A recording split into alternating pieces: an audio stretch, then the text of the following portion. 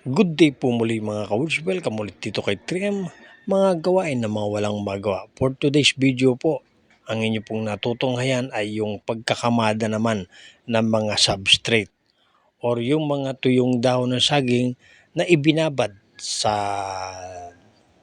drum na may tubig sa loob ng 12 hours. Iyan po ay kanyang pinatuluan para sa ganun ay hindi naman siya basang-basa. At after 30 to 45 minutes ay ito na po, kinakamada na niya. At layer by layer po ay kanyang binubudburan ng binhi. At kung napansin nyo po ay nilalagyan niya ng dahon ng madre cacao sa gitna.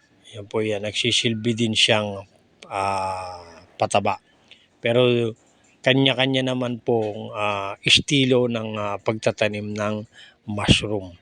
Kung mga napapanood po kayo, bakit iba ito. So may mga kanya-kanya pong sistema. Ayan po mga ka-Woods.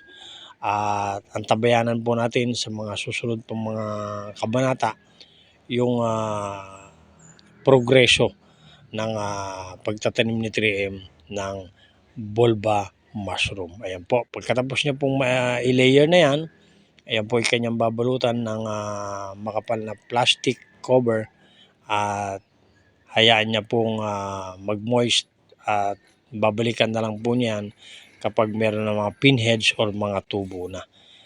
Yan po balikan niya siguro after 10 days. Yan po mga ka-Woods. Kaya muli mga ka-Woods ay magpasalamat tayo sa araw-araw na biyaya ng Diyos. Sa pagmulat pa lang ng ating mata sa paggising ay isang malaking blessing na po. Kaya muli, patatagan ang ating kalooban, ang pananampalataya sa ating Panginoon Diyos ay pagpatuloy lang po. Yan po, para ang ating mga kalusugan, katawan ay mananatiling maganda.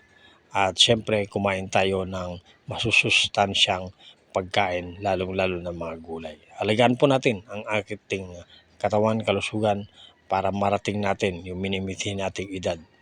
Yan po mga ka-Woods. At syempre, para matagal pa rin tayong mga kapiling ng ating buong pamilya. Yan po mga ka-Woods. Maraming salamat po. Shoutout sa lahat ng followers. Shoutout sa lahat ng viewers. At ang ating puhunan po sa araw-araw, wala pong iba. Hindi po kailangan lagi pera.